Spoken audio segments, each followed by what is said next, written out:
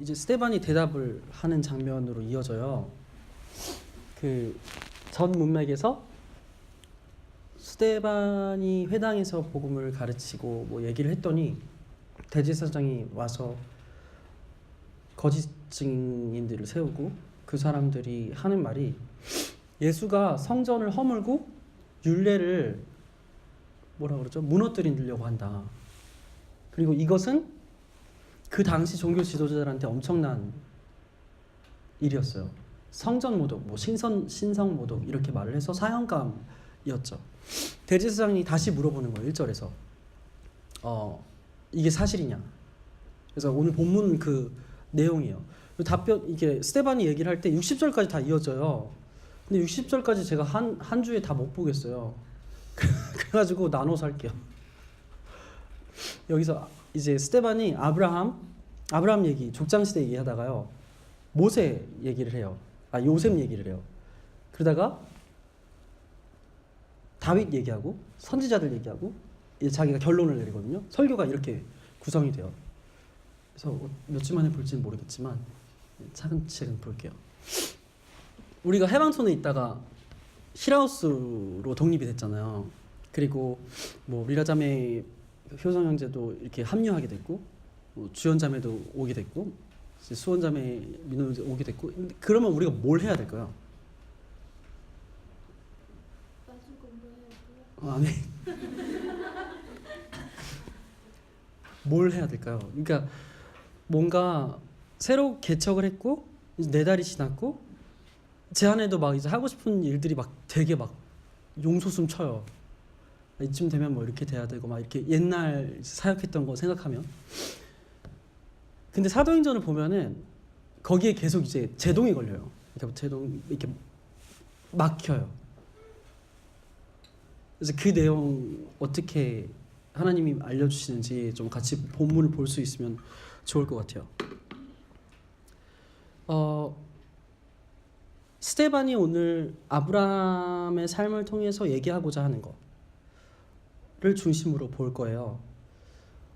하나님께서 아브라함을 만나 주세요. 우리도 하나님을 만났죠. 어떻게 만났어요? 하나님 만날 때. 네. 2절 3절 읽어볼게요. 이거 보고 읽어볼게요. 3번 읽게요. 시작. 스테반이 말하였다.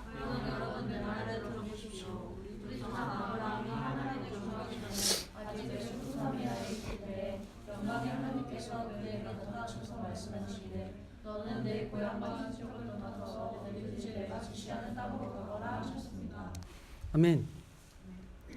하나님이 아브라함 만날 때 아브라함이 하란에 거주하기 전이었잖아요.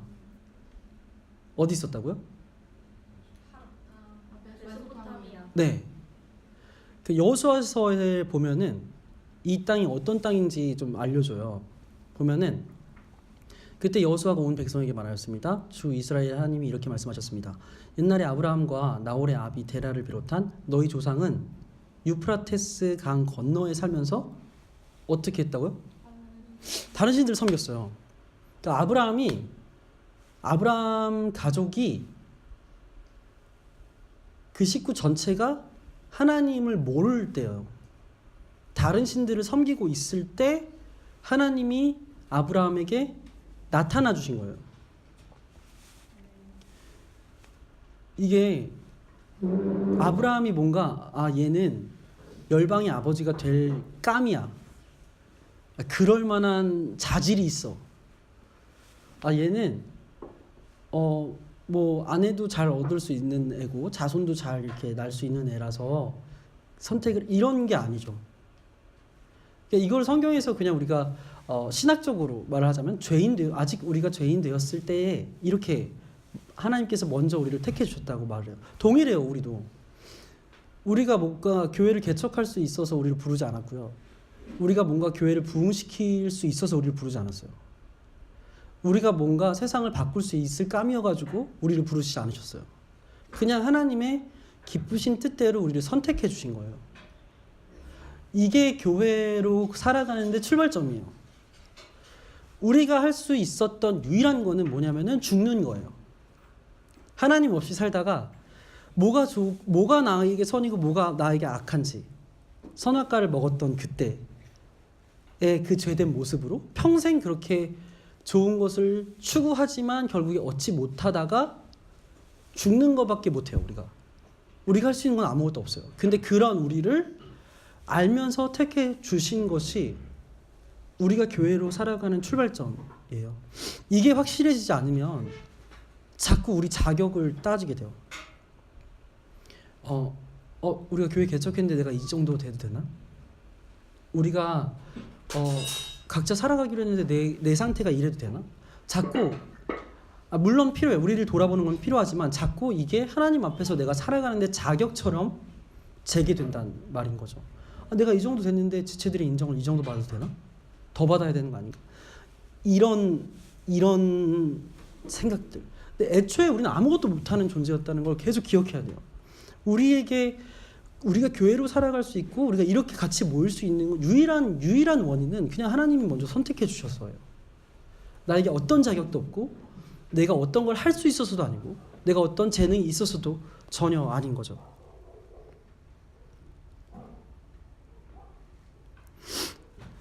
여기서 우리가 단 하나 체크해야 되는 거는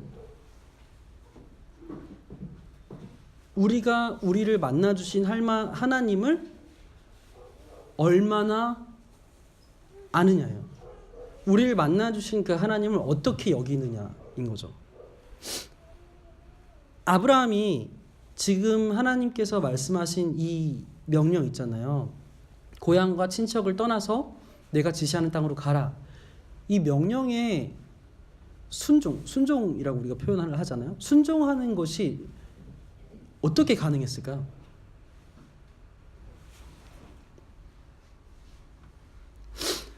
고향 친척 아비집을 떠나는 게 쉬운 일은 아닐 거예요. 여기 떠나보셨고 여기 예은이도 어디가 고향인지 잘 모르지만 저의 경우 보면은 저는 방에 들어가면은 이제 가방을 메고 나갔다 왔잖아요. 방에 들어가면은 성훈아 표정 좀 풀어. 가방을 제 책상 오른쪽 다리에다가 기대놔요. 기대 놓을 때도 노트북의 스크린 쪽이 닿지 않게 노트북 바닥을 기대죠.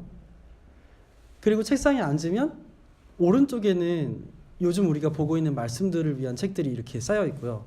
되게 어지러워져 있지만 제 나름대로 정리를 한 거는 왼쪽에는 제가 요즘 고민하고 있는 주제에 관한 책들이 있어요. 근데 집 떠나면 이렇게 생활 못하죠. 제가 이렇게 생활하는 거를 가족들은 이해를 해주고 이런 저를 사람 될 수 있도록 최선을 다해서 도와주고 있어요. 근데 집 떠나면은 그런 사람도 없죠. 그러니까 집을 떠난다는 거는 내 생활 방식 자체를 유지할 수 없게 돼요. 내가 추구했던 가치관을 유지할 수 없게 돼요. 바꿔버려야 돼요. 근데 하나님이 지금 말씀하시는 거는 떠나라는 거예요. 내가 머물렀던 그곳을 내가 했던 생활 방식을 떠나라는 거죠. 그게 하나님의 명령의 첫 번째였어요. 아브라함한테 하는.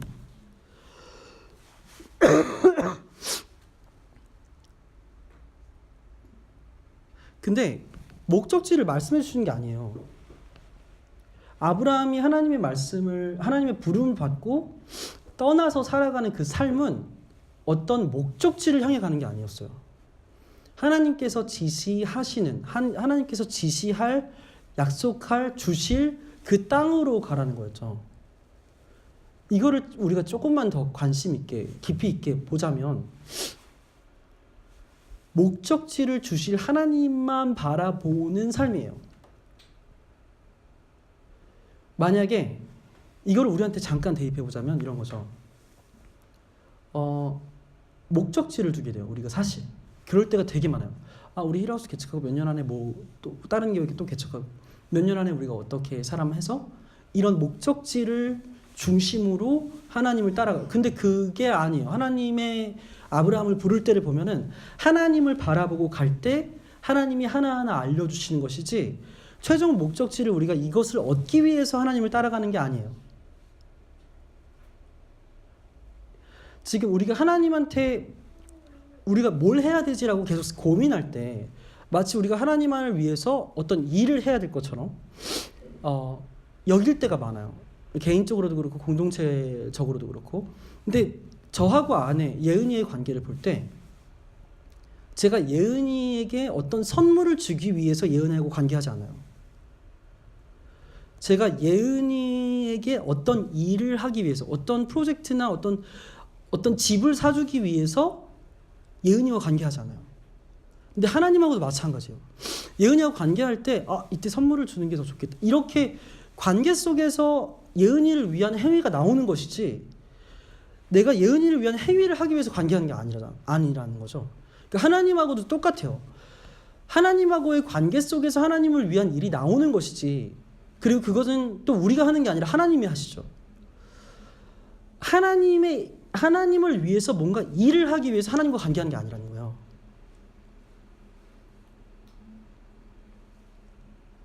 잘 같이 가고 있나요, 우리? 네.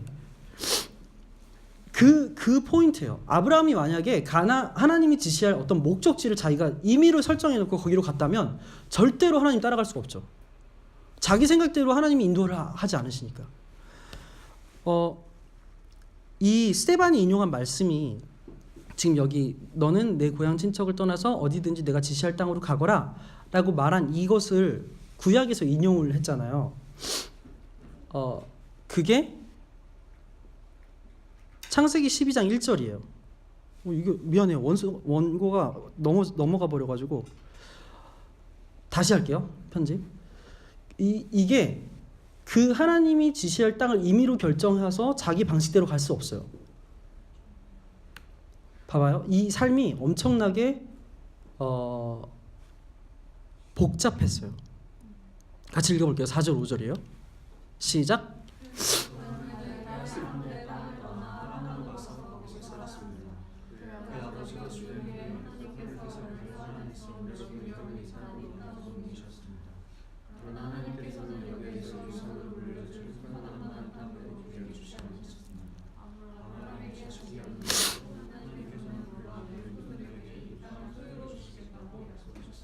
아멘.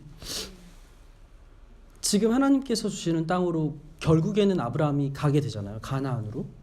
지금 이스라엘 사람들이 살고 있는 그곳으로. 근데 갔는데 손바닥만한 땅도 아브라함의 소유가 되지 않아요. 그러니까 우리가 생각하기에 목적지라고 한 곳에 왔어요. 근데 손바닥만한 땅도 소유할 수 없는 게 아브라함이에요. 그리고 이 이후에도 아브라함 평생에 어떤 땅도 소유하지 못해요. 되게 재밌지 않아요? 근데 하나님은 그걸 약속이라고 부르는 거죠. 그러니까 우리가 교회로 살아갈 때 기대하고 있는 것이 뭔지, 내가 뭔가를 하고 싶고 뭔가를 해야 된다고 여기잖아요. 우리 다. 우리 기도해야 돼. 우리 뭔가 해야 돼. 그게 어디로 가고 있는지, 어디서 출발했는지 좀 이렇게 고민해 볼 수 있으면 좋을 것 같아요. 아브라함이 약속을 따라갔고 하나님을 따라갔는데 결국에 가나안 땅에 도착했는데 땅을 얻지 못해요. 그게 아브라함의 삶이었어요. 그리고 지금 스데반은 그걸 적나라하게 말을 하고 있죠. 이 스데반이 인용한 그것이 창세기 12장 1절에 3절에 있어요. 우리가 잘 아는 거죠. 예, 되게 유명한 언약, 아브라함 언약이라고 불리는 구절이에요. 제가 읽어볼게요. 주님께서 아브라함에게 말씀하셨다. 너는 네가 살고 있는 땅과 네가 난 곳과 너의 아버지의 집을 떠나서 내가 보여주는 땅으로 가거라. 내가 너로 큰 민족이 되게 하고 너에게 복을 주어서 네가 크게 이름을 떨치게 하겠다. 너는 복의 근원이 될 것이다. 너를 축복하는 사람에게는 내가 복을 베풀고 너를 저주하는 사람에게는 내가 저주를 내릴 것이다.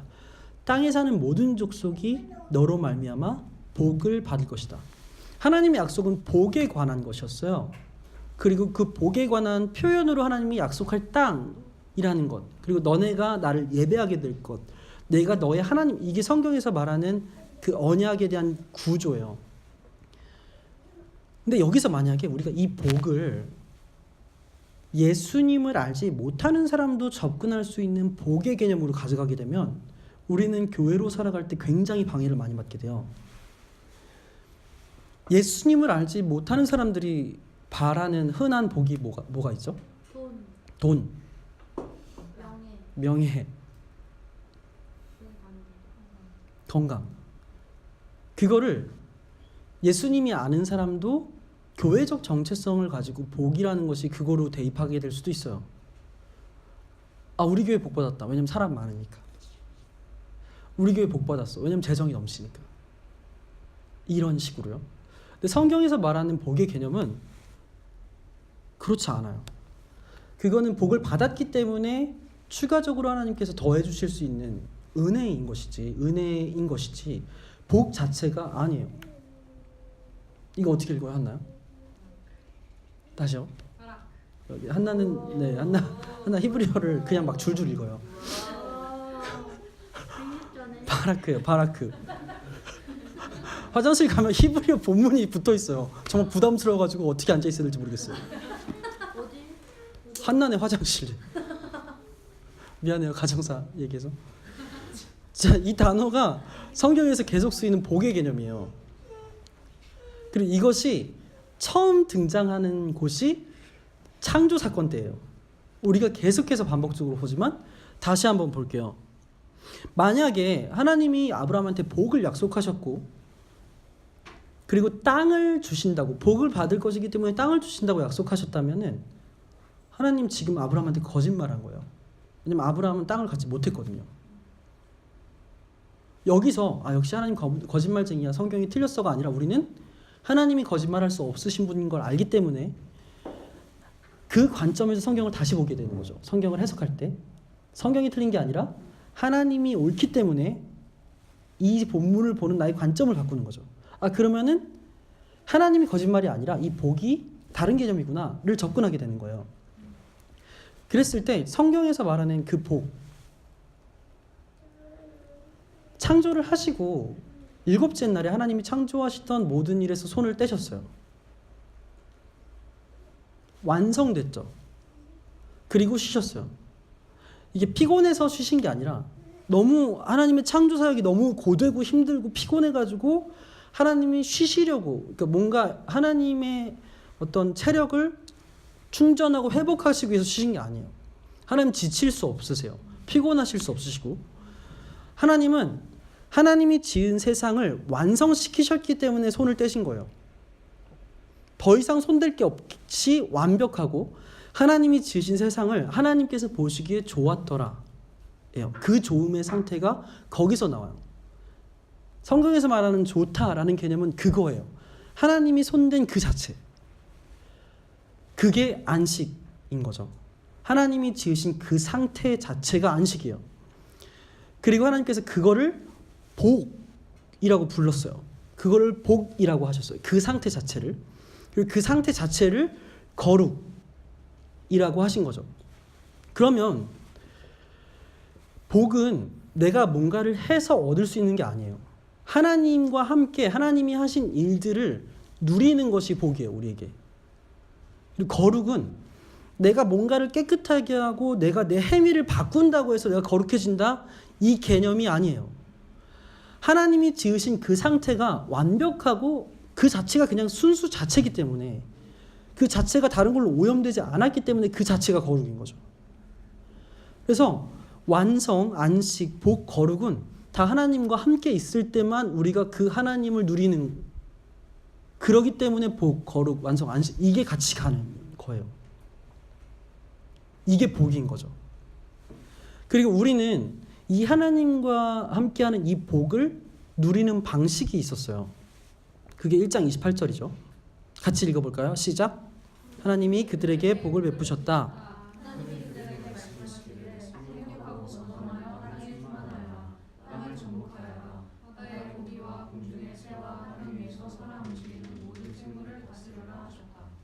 아멘. 지금 아브라함의 자손이 있고 아브라함이 엄청 유명해질 거라는 하나님의 약속이 있고, 되게 그 하나님이 주신 약속들이 처음에 이 우리가 원래 디자인된 이 상태하고 되게 비슷해요. 우리가 하나님께서 우리 형상대로 인간을 지으시고 하나님의 형상대로 우리를 지으시고 우리에게 명령하셨어요. 근데 하나님께서 명령하신다는 개념은 우리가 이렇게 이해하기가 쉬워요. 하나님이 명령하시면 그 명령을 받는 대상의 반응에 따라서 일어나는 결과가 다를 수 있다. 예를 들면 제가 누구에게 명령을 할 수 있죠. 컵을 가져다 줘. 그럼 그 사람이 컵을 가져다 주지 내 명령에 불순종하면 결과가 일어나지 않잖아요. 근데 하나님의 명령은 달라요. 하나님의 말씀은 말씀하시면 이루어지는 거예요. 마치 창조 때처럼 빛이 있으라 하면 빛이 있어요. 이게 하나님의 명령을 받는 대상에 따라서 하나님의 명령이 될 수도 있고 안 될 수도 있고 이런 개념이 아니에요. 하나님의 말씀 자체는. 그러니까 여기서 하나님이 명령하셨다는 것은 뭐냐면 우리가 그런 존재라는 거예요. 생육하고 생번 충정 다 해. 이게 생육하고 번성하여 땅에 충만하여 땅을 정복하라.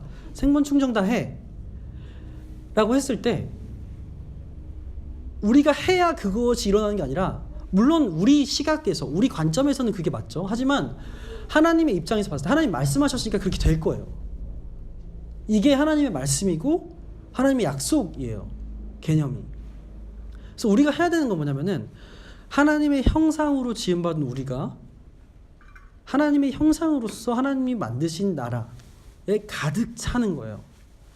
그러면 그 형상이 이 나라에 가득하겠죠.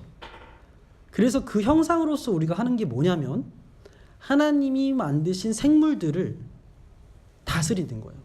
이때 다스릴 때 우리 마음대로가 아니에요. 왜냐면 우리 마음이 없어요. 사실 이때는.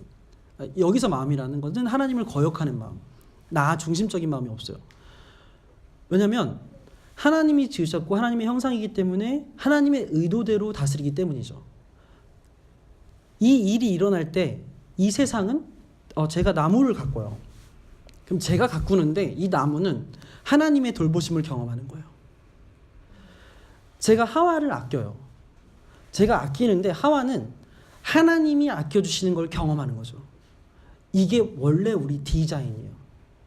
그리고 예수님께서 우리를 구원하셔서 우리를 회복시키셔서 다시 이루신 그 나라, 그 교회가 이런 디자인이에요. 교회가 존재하면 하나님의 통치가 일어나요. 여기서 통치라는 것은 다른 사람이 하나님을 알게 되는 것이죠. 하나님이 교회를 통해서 자신을 드러내시는 것이죠. 그리고 이것이 성경에서 말하는 영광 개념이고요. 또 많이 가고 있죠. 자,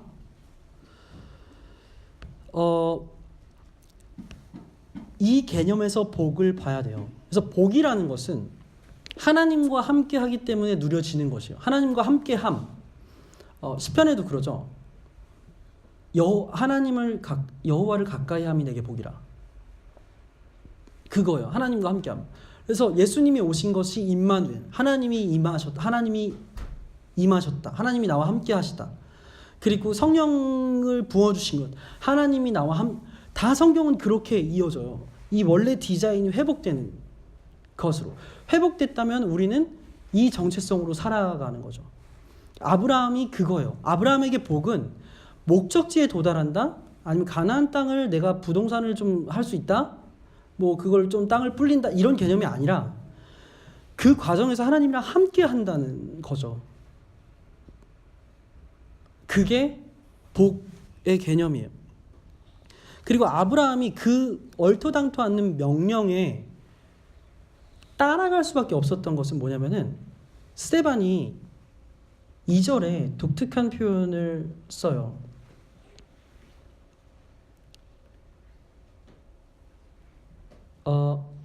2절에 어떤 하나님이 아브라함에게 나타났다고 스데반이 의도적으로 쓸까요? 네, 그 영광 개념이에요.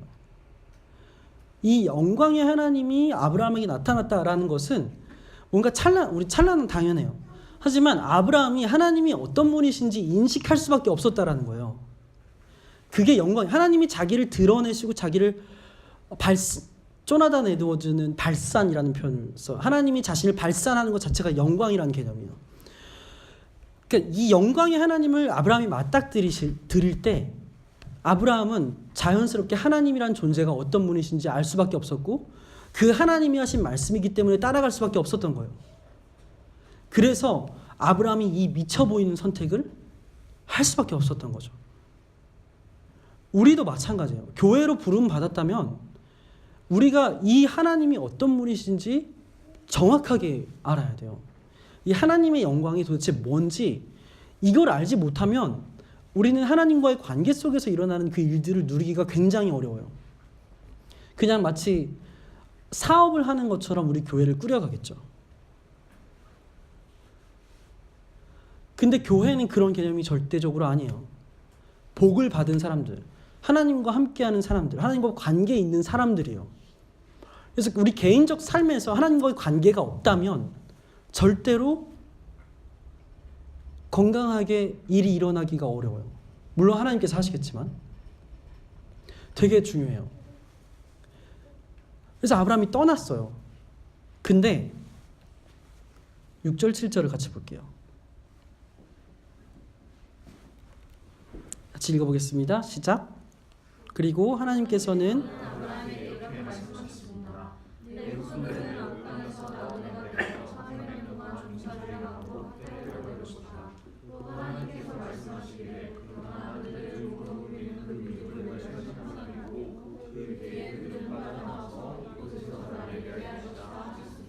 아멘. 그냥 주시면 되는데 하나님이 또 네 후손들한테 땅을 줄 건데 근데 나그네 될 거다 그 전에. 그래서 애굽에서 종살이를 하죠. 근데 걔네를 종으로 부리는 그 족속을 내가 심판할 거고 내가 내 백성들 그들을 구해낼 거야. 그러면 그들이 날 예배할 거야. 이게 하나님이 주시는 계속 그 패턴이에요. 똑같아요. 우리가 살고 있고 우리가 하나님을 접근할 수 없었던 그 방식과 그 가치관에 살고 있던 우리를 꺼내셔서 거기를 떠나게 하셔서 목적지도 보이지 않고 너무 힘들어 보이는 그 땅에 살게 하시다가 결국에는 하나님께서 구원하실 거. 그게 우리 삶이에요.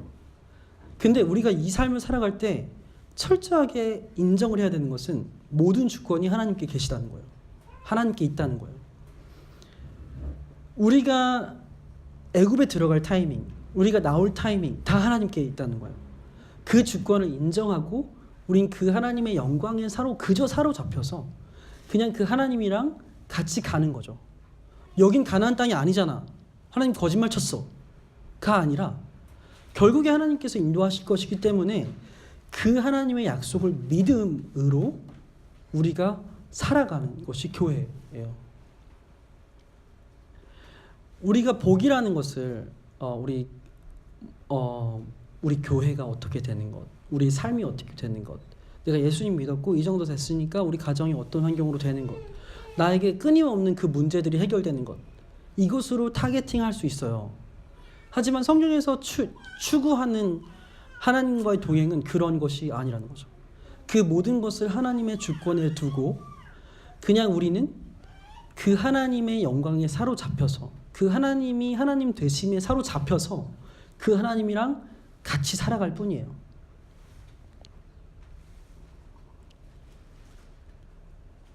이게 쉽지 않아요. 그래서 하나님이 약속을 계속 주세요. 8절 같이 읽어볼게요. 그리고 하나님께서는 아브라함에게 할례의 언약을 주셨습니다.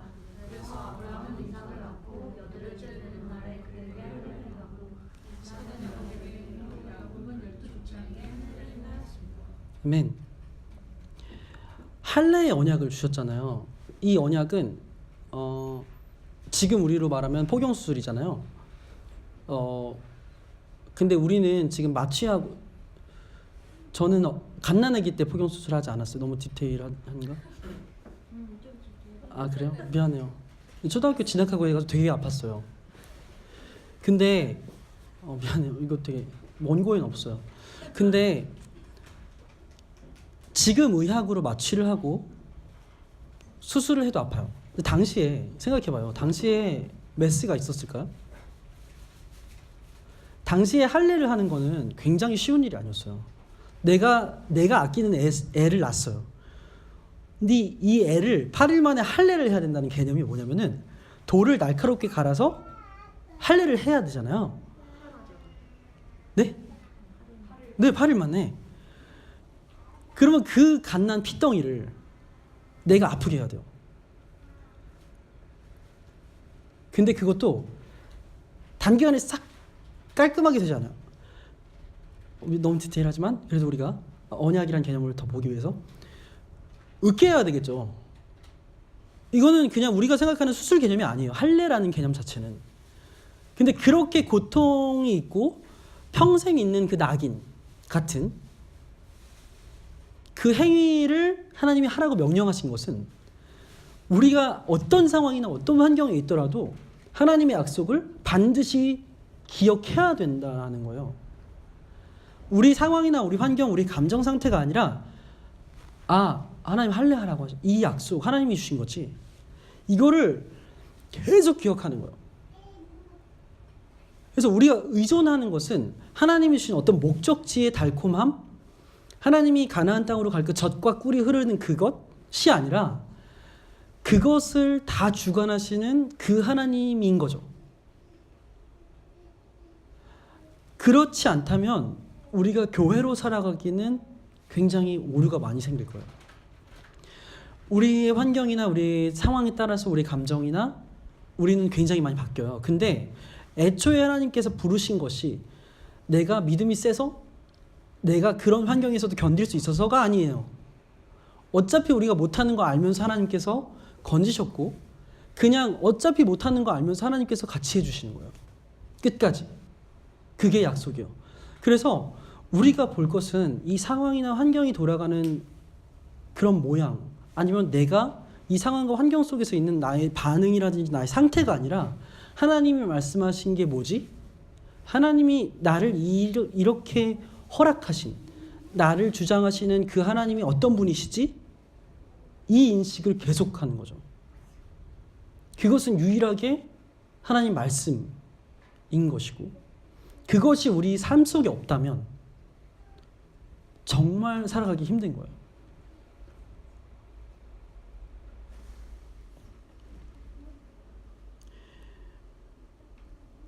우리가 원하는 방식이라든지 우리의 사고방식대로 하나님께서 인도를 안 하실 때가 많잖아요. 그리고 그것은 다 하나님의 주권에 있고 그럴 때 괜찮다는 거예요. 왜냐하면 하나님께서 책임지실 거니까. 그 영광의 하나님께서 그 위대하신 만물의 주인이시고 모든 것을 지으신 그분께서 책임지실 것이고 그분이 친히 먼저 와서 말씀해 주셨고 그분이 친히 아들을 보내셨고 그래서 우리를 교회로 만드셨기 때문에 우리가 교회로 살아가는 것은 이 땅에서 우리가 잠깐 핍박이 있고 무시당하고 우리가 얻고 싶은 걸 얻을 수 없을지라도 괜찮다는 거예요. 그게 교회의 삶인 거죠. 스데반이 지금 이 설명, 이 설교, 이 말을 하고 있는 대상이 누구죠? 누구의 질문으로 이 말을 했죠? 1절에 대제사장이에요. 대제사장이에요. 감히 대제사장한테 성경을 풀어주고 있는 거예요. 한낱 스데반 그냥 그 사람이. 그것도 대제사장이 싫어하는 그 그룹, 그 교회, 물론 교회란 단어를 썼는지 안 썼는지 우리가 잘 모르지만 그 그룹의 한 사람이 대제사장한테 감히 성경을 풀어주고 있어요. 대제사장보다 성경을 많이 공부한 사람 없었을 거예요. 근데 스데반이 당당하게 이게 사실이요? 라는 질문에 답변을 할 수 있었던 건 스데반이 그 말씀 가지고 살아가기 때문이에요. 우리가 요즘 살아갈 때 무슨 말씀 붙들고 살아가요? 내가 무슨 힘으로 우리의 상황과 환경을 이겨가고 있어요? 반드시 그 말씀이 있어야 돼요. 스데반은 지금 내가 저때 가면 이게 주일 예배 설교가 아니에요. 스데반이 하는 게. 스데반의 삶 속에서 회당에서 그냥 삶의 패턴대로 회당에서 복음 얘기했더니 일어난 사건이었던 거죠. 그때 주저없이 스데반이 이해하고 있는 구조대로 구약의 형태를 말하게 되는 거예요. 우리에게도 이 작업은 반드시 있어야 돼요. 내가 요즘에 어떤 말씀을 붙들고 살아가는지, 왜 그 말씀이 이 상황에서 내 능력이 되는지, 그게 이 주일 모임만으로는 안 돼요. 그래서 우리가 이 일요일 모임, 이 주일 예배만 가지고 건강하게 교회로 살아간다? 정말 어불성설이에요. 각자 오늘 들은 말씀을 삶 속에서 계속 곱씹든지 아니면 우리가 개인적으로 말씀을 묵상하든지 반드시 우리가 살아가고 있는 그 붙들고 있는 말씀이 있어야 돼요. 그게 교회적 삶이고 그래야 하나님의 영광이 사로잡혀서 갈 수 있죠. 그 말씀에서 말씀하시는 하나님이 어떤 분이신지 내가 직접 봐야죠. 어떤 한 명의 목사가 보게 된 하나님의 영광을 내가 그것을 의존해서 살아갈 수 없어요. 교회는 그런 공동체가 아니죠. 하나님께서 성령을 각 사람에게 부어주셨고 우리는 그 온전하신 하나님과 함께 살아가는 사람들이 됐어요. 그럼 우리는 공동체로서 하나님과 함께 살아가지만 우리 각자로도 하나님과 온전히 살아갈 수 있는 사람이 이미 된 거예요. 그것을 말씀에서 계속 확인하면서 살아가는 거죠. 그래서 지금 우리가 나누고 있는 이 말씀은 그래서 아무것도 하지 마. 그냥 말씀만 봐. 이게 전혀 아니죠.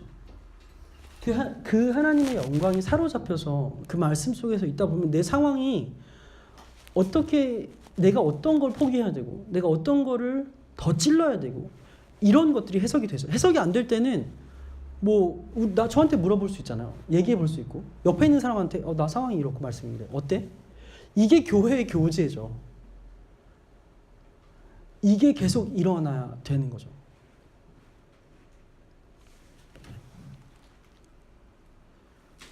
우리 삶의 터전 속에서 우리는 끊임없이 그렇게 살 거예요. 예수님 다시 오실 때까지. 어떤 목적지, 어떤 타겟을 향해서 가는 게 아니라 약속을 주신 하나님 자체를 바라보면서 우리는 계속 갈 거예요. 그렇기 때문에 그 하나님 때문에 우리 삶의 터전 속에서 그 작업을 같이 할 사람, 그것으로 영향을 줄 사람들을 끊임없이 찾게 되겠죠. 우리 공동체 안에서, 우리 학교에서, 직장에서 그러면서 무슨 일을 해야 될지 하나님께서 알려주실 거예요. 공동체를 위해서 돈을 관리할 때도 공동체에게 가르칠 때도 뭔가 우리가 같이 식사를 할 때도 뭔가 리트릿에서 다음 주에 갈 거지만 다 하나님의 영광에 사로잡힌 관계 속에서 나와야만 해요. 왜냐하면 우리는 사업체가 아니라 교회니까요. 성령을 받은 사람이니까요. 우리 잠깐 내려갈까요? 네, 잠깐 기도할게요. 기도할 때 정말 말씀 붙들게 해달라고 기도했으면 좋겠어요. 우리가 교회로 살아가는 것은 사실 굉장히 하나님을 갈망하게 되는 거예요. 왜냐하면 예수님이 제자들에게 제자가 누군지 알려주실 때 심령이 가난한 자, 복을 받은 자, 하나님 나라를 가진 자는 이미 심령이 가난한 자고 의에 줄인 자고 그게 우리잖아요. 그래서 우리는 매일매일 교회로 살아가기 위해서 정말 하나님을 처절하게 구할 수밖에 없어요.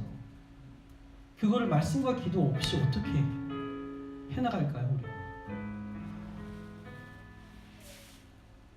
대신해 줄 수가 없어요. 그러니까 제가 설교 준비할 때마다 힘든 게 뭐냐면은 너무 하나님의 말씀이 되게 놀라워요. 근데 이거를 전달 못할까 봐 너무 두려워요. 이거 빨리 알아야 되는데 이게 정말 너무 힘든 거예요. 그 하나님의 영광이 이렇게 찬란하고 그 영광의 무게에 우리가 눌려서 나를 주장할 수 없는 것이 그렇게 너무 분명한데 이걸 어떻게 잘하지? 근데 성경에서 말하는 것은 한 사람은 중심으로 되는 것도 아니에요. 그래서 우리가 같이 갔으면 좋겠어요. 정말 하나님의 그 영광에 사로잡혀가지고 각자의 삶 속에서 드러나는 하나님의 일을 하심 때문에 우리가 하나님을 찬양할 수밖에 없고 각자 하나님이 이렇게 처절하게 엎드려 있는 그 사람을 볼 때 내가 나 자신을 낮출 수밖에 없고 그 사람을 높일 수밖에 없는 그 하나님의 나라된 우리를 경험할 수 있었으면 좋겠어요. 우리 같이 기도할 때 하나님 말씀에 붙들게 하여 주시옵소서. 내가 어떤 하나님이 주실 것이 아니라 내가 교회로 살아갈 때 얻을 수 있는 어떤 것이 아니라 하나님 앞에 사로잡히게 하여 주시옵소서. 하나님의 영광에 눌리게 하여 주시옵소서. 좀 같이 기도하겠습니다.